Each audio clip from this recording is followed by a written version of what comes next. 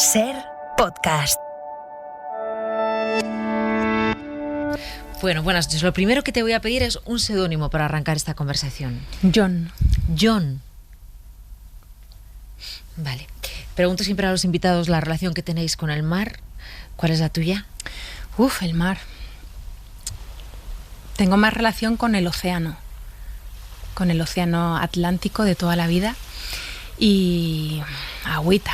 No sé, para mí el mar es sanación. ¿Por qué tienes relación con el océano, con el Atlántico? Porque he veraneado siempre en Huelva, en las playas de Huelva, y también en el sur de Portugal. Y toda mi vida ha sido, mis veranos y también otro tipo de vacaciones eran por allí. ¿Cómo recuerdas los veranos de niña? Maravillosos, de ola en ola, mucho sol, mucha agua. O sea, yo no salía del agua. Soy cáncer, ascendente cáncer, así que el agua, o sea, no me libro.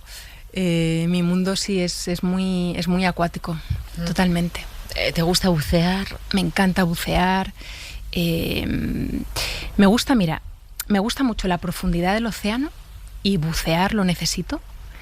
Y también me gusta mucho coger olas o remar, que va incluido en el pack. Y necesito las dos cosas, como salir y también meterme. ¿No te resulta inquietante? Mucho, pero me atrae. La profundidad del océano, el no saber dónde está el fin. Sí, pero me atrae. Las llaves están ahí, ¿no? Ya lo dice la canción y me atrae muchísimo. ¿Cuándo cantabas esa canción? ¿Dónde están las llaves? De peque, sí. En el cole, sí. Cuando era peque todavía esas canciones se cantaban. Sí, ¿cómo te ha venido a la cabeza esa canción?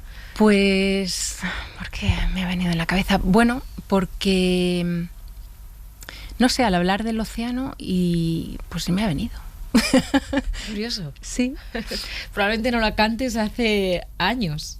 Sí, bueno. ¿No? ¿Dónde están las llaves Matarileri? Por eso sí. En el fondo del mar, ¿no? Claro. Era como una cosa recurrente. Sí me recuerdo en eso recurrente cuando era peque. Es como... Cuando te he preguntado por la memoria, tú has hablado de tu abuela. Sí, ¿cómo se llamaba tu abuela? Ayla. ¿Y por qué has dicho que ella es la memoria? Porque yo creo que es mi memoria. Sí. Sí, con ella ya falleció, pero con ella tengo un mundo muy, muy vivo y yo creo que mis mejores recuerdos están con ella. Si tuvieras que visualizarla, ahora no sé si iba con... No sé cómo iba vestida tu abuela. Si tuvieras que visualizarla en un lugar con la ropa con la que la recuerdas ahora, sí. ¿Cómo sería tu abuela Ayla? Pues mi abuela era una mujer muy elegante y hubo un momento en el que lo pasó muy mal porque empezó a no poder llevar tacón y entonces la tía se compró unas EYS, ¿se dice así? EYS, no sé qué es. Pues unas zapatillas de deporte. Y unas Le Coq Sportif que todo este mundo le parecía un horror, pero la verdad que la tía era súper moderna sin darse cuenta en ese sentido, ¿no? Y pues mira, se dejó el pelo blanco y se hacía como un recogido y llevaba mucha blusa y cardigan y también pantalón así de lana, de punto, su bastón y tenía muchos pellejitos, entonces yo siempre la cogía la manita y se los ponía así porque le duraban un rato, ¿no? Y luego ya se le volvía, no sé, era muy, muy especial, tejía mucho, mujer de un arquitecto que se pudo dedicar también un poco a lo artístico y tallaba y me hablaba mucho de yo creo que sí, de su interpretación de Dios, ¿no? y siempre me animaba mucho a que yo la descubriese por mí misma. Es la madre de tu madre, la madre ¿no? de mi Porque madre. Tu abuelo era arquitecto, tu madre era arquitecta también, Sí, ¿no? también. ¿Y qué forma tenía ella de entender a Dios, tu abuela? Pues no lo sé exactamente, pero sí que amaba mucho a Jesús. Yo no he tenido educación religiosa porque mis padres son ateos y sin embargo siempre sentía a Dios. Y no porque me lo inculcase mi abuela, que va. Mi abuela yo creo que no me empezó a hablar de ello hasta que yo quise investigar e indagar, y creo que recuerdo acudir a ella. Y no sé, no te puedo decir qué sentía o qué pensaba al respecto, así de forma concreta, pero sí sé que ella estaba muy, muy unida y sentía mucho la conexión, y me hablaba de la importancia también de soñar y de los sueños. Y sí, de la esperanza, del amor, de la generosidad. O sea, sí que me hablaba de ciertos valores, ¿no? De la alegría, como que siempre decía que había que atrincherarse, ¿no? en la alegría. Y no sé, luego me decía una cosa que a mí me hizo pensar, que era que la fuerza venía de la fuerza. Entonces yo le decía, ¿cómo de la fuerza? ¿Cómo la fuerza de la fuerza? Sí, la fuerza viene de la fuerza. Y entonces me acuerdo de relacionar después con la Guerra de las Galaxias, ¿no? Cuando dicen aquello de que la fuerza te acompañe. Entonces me di cuenta de que hablaban de una fuerza superior, ¿no? A la propia, ¿no? A la que tenemos cada uno. ¿Eres hija única? No. No. Y la relación con tu abuela era especial, más especial que la que puedes tener con cualquier otro familiar. Sí. Para mí sí. Sí, con mi abuela y con mi madre. Y mi hermano también tenía una relación especial con ella, pero cada uno teníamos nuestra relación especial. Ella sabía que tú te ibas a dedicar a la interpretación. Sí. Ella lo sabía desde que tú eras pequeña, porque sí. Verte te vio, ¿no? Sí, ella llegó a verme en la abadía, sí.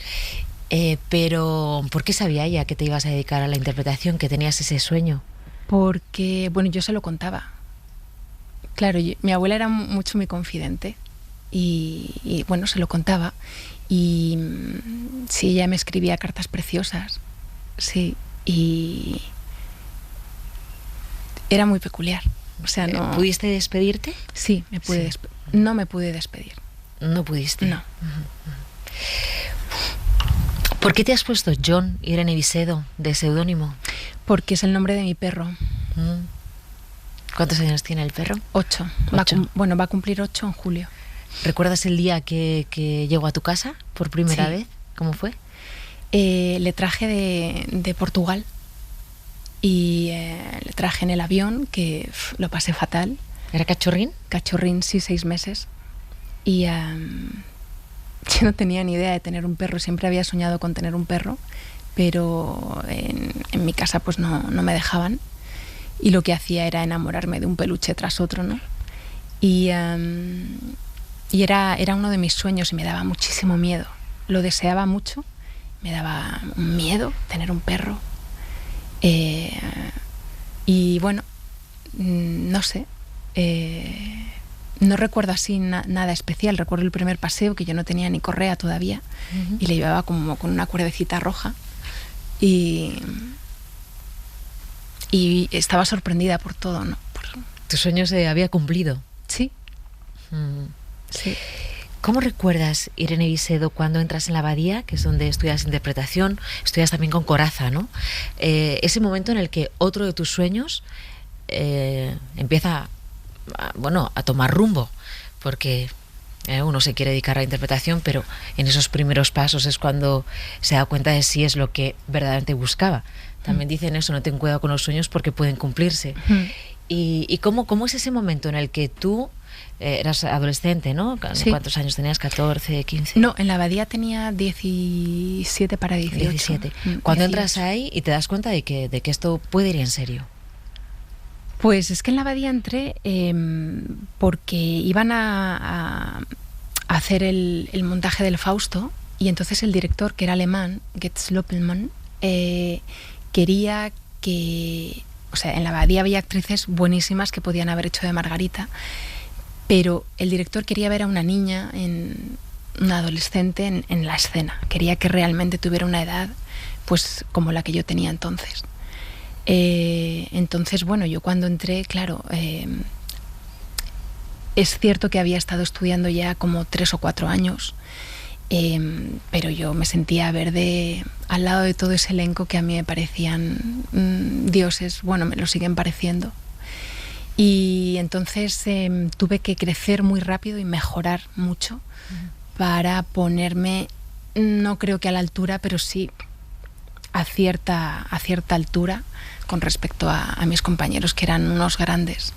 Y yo venía además de haber visto montajes que habían hecho, que los primeros años de la abadía fueron, no sé, bueno, maravillosos, ¿no? Porque creo que se consiguió perfectamente el objetivo y se destacó muchísimo y se hizo un teatro que hasta entonces aquí no se había hecho. Entonces, bueno, pues para mí fue, lo recuerdo, duro, muy duro. Una pregunta, Sí. ¿dejaste los estudios? O sea, no. 16, yo hice 17 selectividad, años. yo tenía 18, es que en la abadía yo tenía 18. Sí. Y entonces lo compaginabas. Pues es que justo era mi primer año, o sea, yo terminé COU, hice selectividad, Sí. y al año siguiente entré en la abadía. Entraste. Vale, no tenías que compaginar en principio con nada. No. Que eso igual es lo complicado, ¿no? O sea, vale. No. Y entonces es una Lo recuerdo responsabilidad. duro, sí, y luego recuerdo empezar a tomar conciencia de que era muy afortunada por estar ahí, porque venían grandes maestros a darnos clases y talleres para como formación anual, porque entré en un grupo de formación anual con vistas a que luego gran parte de ese grupo formase el elenco del Fausto.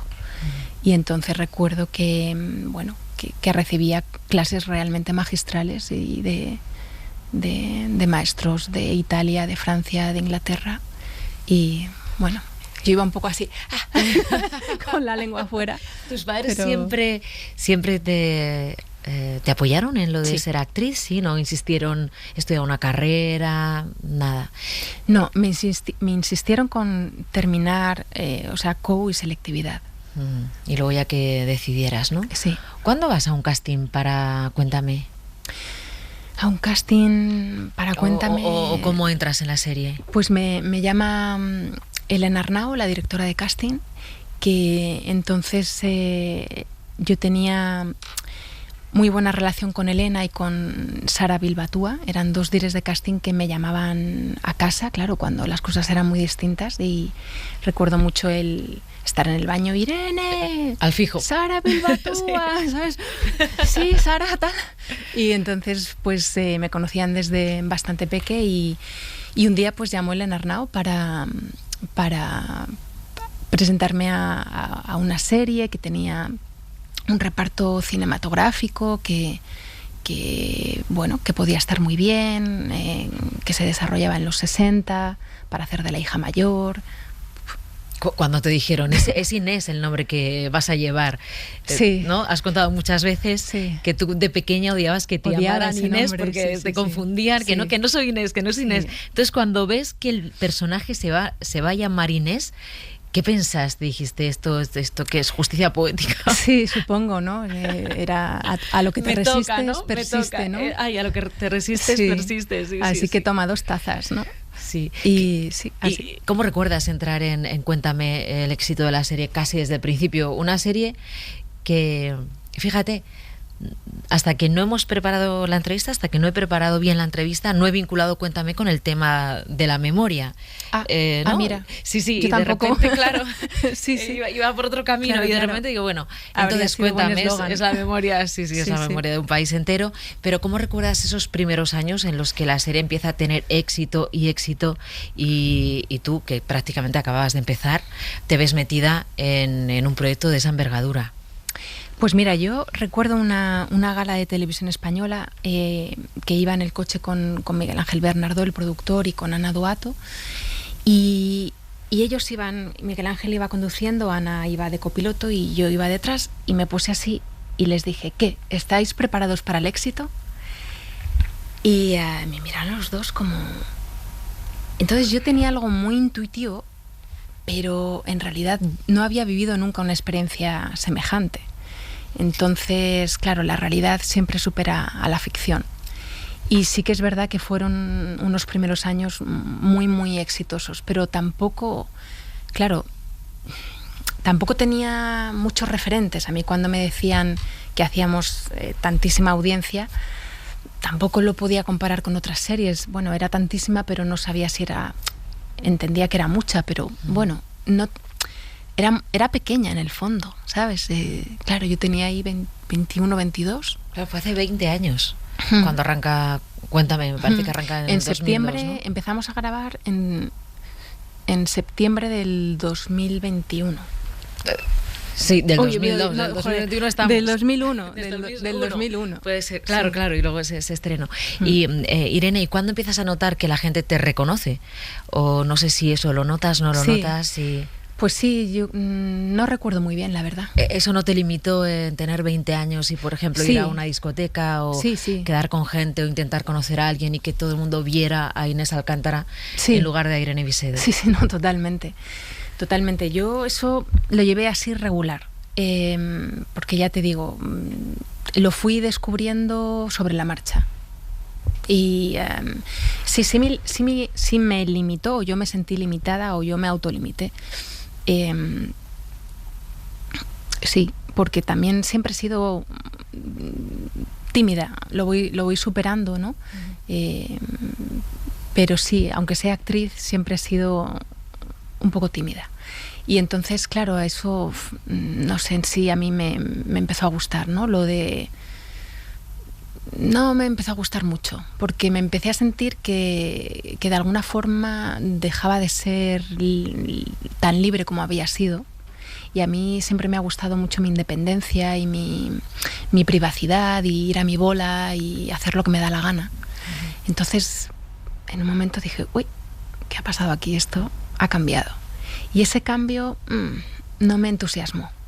¿No fue la razón por la que dejaste la serie? No. La serie la dejé porque hubo un momento que sentí que que no podía más. Había gente que me decía, ¿por qué dejas la serie? Y yo contestaba, porque llevo 8 años, ¿sabes? O sea, llevo 8 años. ¿Hasta cuándo? O sea, ¿vamos a seguir toda la vida con esto? Yo siempre he tenido un poco de claustrofobia con Cuéntame. De hecho, desde que volví, han pasado ya 5 años y me vuelve a pasar un poco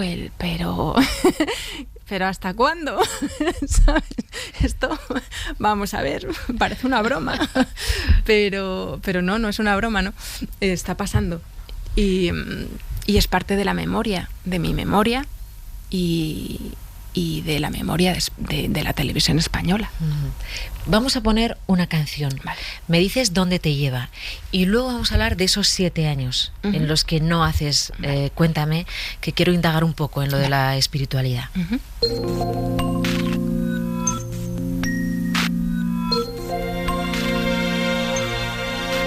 Si volviera a nacer, si empezara de nuevo, volvería a buscarte en mi nave del tiempo.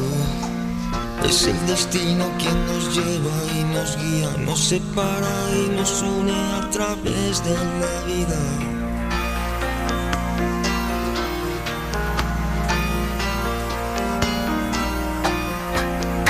Nos dijimos adiós y pasaron los años, volvimos a vernos una noche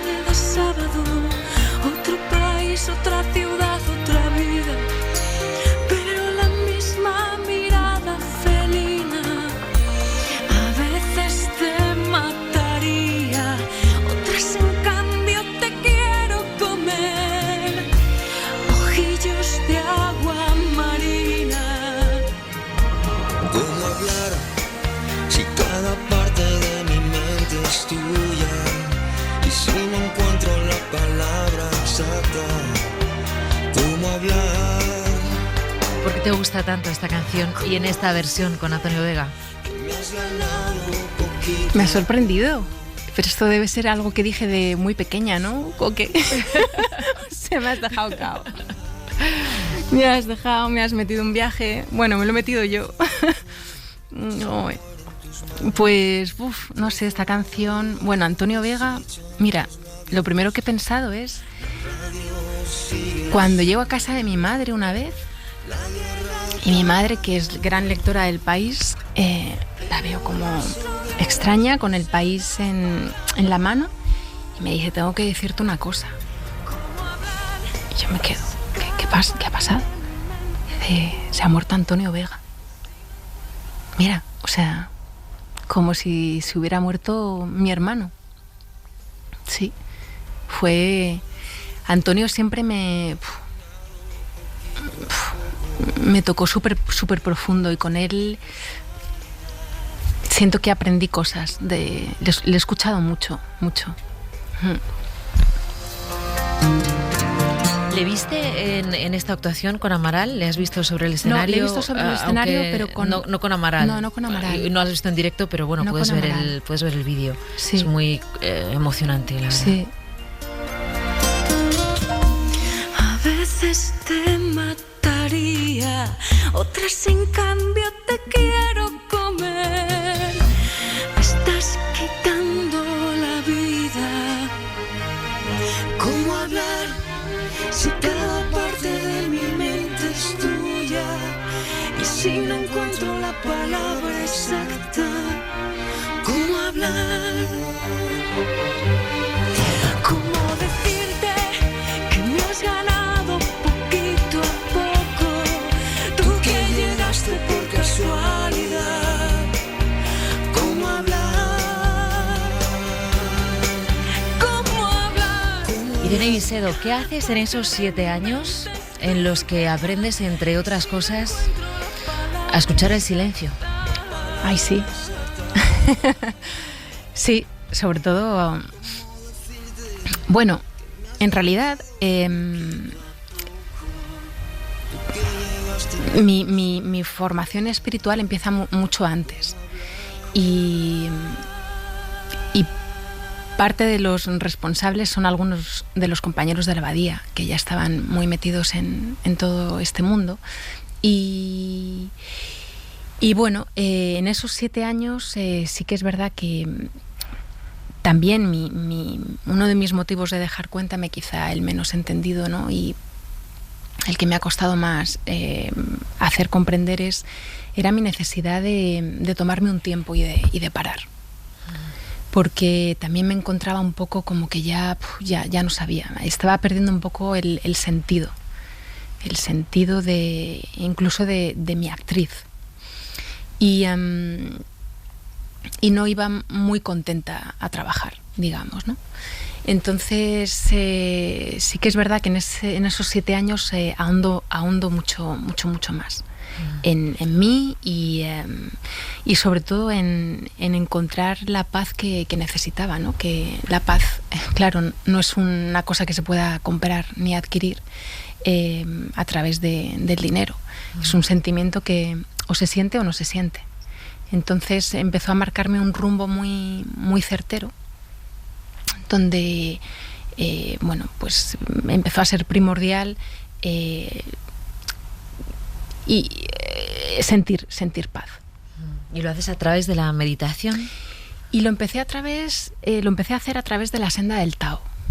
Ahí es cuando, en una formación que recibo durante 4 o 5 años, me meto más de lleno. Mira, voy a hablar de una cosa que parece que en este tono tranquilo, pausado de la madrugada va a sonar extraño, pero es que quiero que me hables de la caca. ¿Por qué dices que es tan importante la caca? Que uno está en paz cuando duerme bien y hace bien la caca. Claro, la caca es importantísima. Yo de pequeña, cuando hacía caca, siempre la miraba y me quedaba muy impresionada. Entonces abría la puerta y decía, ¡mamá, mira la caca! ¡Mira la caca que he hecho! ¡Corre, Y no sé, porque la caca tiene que ver con nuestra materialización, ¿no? Y luego si tenemos en cuenta que el intestino es el segundo cerebro, pues creo que es un gran testaje diario para saber realmente cómo estamos a nivel subconsciente, no cómo creemos que estamos, sino cómo realmente estamos. Estamos compactos, estamos firmes, estamos descompuestos, estamos deshechos, estamos líquidos, no estamos contundentes. La caca... Dice mucho de nosotros. Estoy segura Sí. de que tú miras la caca de John todos los días. Hombre, ya te digo. Me sé, Y toda la gente que tiene perro lo hace. me conozco mucho sus cacas, sí. Bueno, Irene Viseo, nos vamos a tener que despedir. Lo hacemos siempre en un faro, arrancamos en el mar y nos despedimos en un faro. Entonces me gustaría que eligieras una persona para estar en el faro en una noche como esta, la que tú quieras. Has ¿Una hablado de tu persona? abuela, pero Ah. no sé, igual quieres elegir a otra persona y que nos digas qué música sonaría en ese faro esta noche. Pues mira, ¿se puede elegir a más de una persona? Sí, a quien quieras. Ay, pues volvería, no sé, a reunirme con una hermandad que tengo de mujeres con las que hacemos círculos y, no sé, sonaría Me has pillado, pero alguna música de los indios americanos puede ser.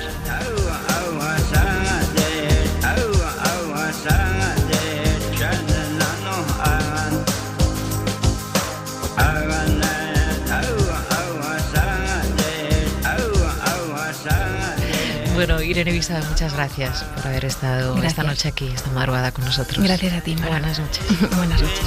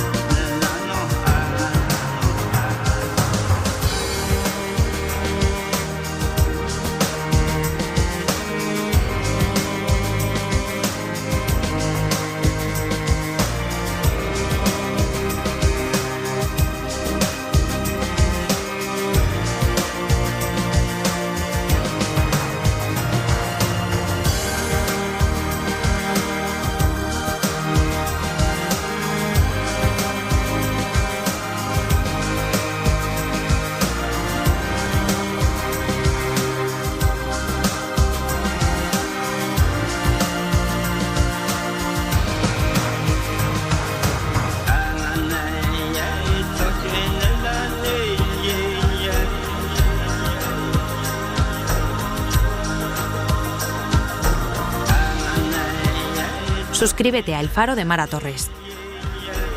Todos los episodios y contenidos adicionales en la app de Cadena SER y en nuestros canales de Apple Podcast, Spotify, iVoox, Google Podcast y YouTube.